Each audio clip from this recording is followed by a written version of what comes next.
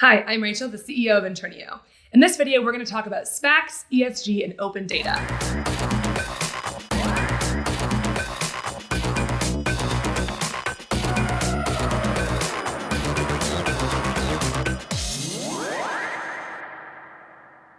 This past week, the SEC released two very important proposals related to these concepts. But first, let's start with a refresher. A SPAC is a special purpose acquisition company. And here's how they work. A shell corporation goes public on a traditional stock exchange, then acquires private companies who by default become public without going through the traditional process. These have been all the rage over the past few years and were popularized by an investment mogul named Chamath. Lately, a lot of SPACs have been falling apart, and some people think that they resemble pyramid schemes.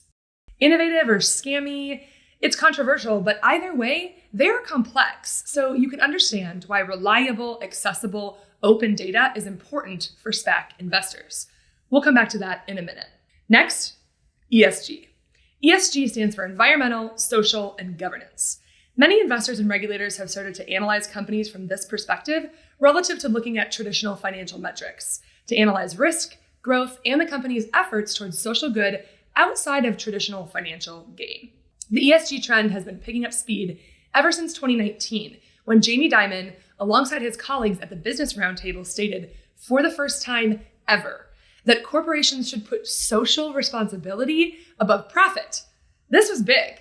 Okay, back to the SEC proposal announcements from this past week. The first was for the enhancement and standardization of climate-related disclosures for investors. The rule would require companies to tag climate data in a structured, machine-readable data language, specifically in a language called XBRL, or Extensible Business Reporting Language. Okay, what does that mean? We'll come back to XBRL in just a minute. The second SEC proposal was to enhance investor protections by special purpose acquisition companies. This would require SPACs to tag all information disclosed, also in a structured, machine-readable data language, specifically the XBRL programming language. What does this mean? SPAC and ESG related data is digitized instead of being on paper and is much more accessible and open to investors. The key to all of this is the XBRL language. XBRL is a powerful way to take data and information that was previously filed in a PDF or literally on paper and make it structured, digitized, and machine readable. For example, in 2009, the SEC mandated that all publicly traded companies file their financial statements in the XBRL format. XBRL data looks like this. And here's what happens when we move away from paper and into a smarter digital filing system. We increase efficiency, timeliness, and accuracy of data while reducing duplication.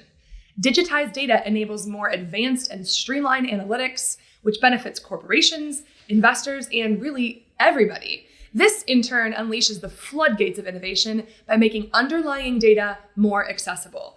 And besides, paper and PDFs? Really? Also, by burying key financial information in old school stacks of paper and PDFs, might some of these companies be trying to hide something? Well, what does this all really mean? That by digitizing this data, we are actually lowering the cost of capital. This has powerful economic impacts and also saves the government billions of dollars annually. As exciting as this may be for investors and data nerds like me, it is a bit of a long road.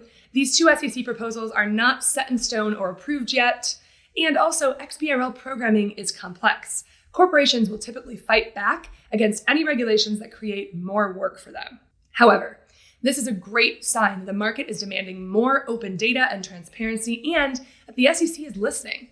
So if you've got strong opinions on SPACs, ESG, or open data, drop us a comment in the video so we can discuss. And if you follow Internio on Twitter, Instagram, LinkedIn, or TikTok, we'll be sure to keep you updated on these proposals along with other unique fintech and financial data content. If this video was helpful, please make sure to like it and subscribe to our channel. Thanks for listening.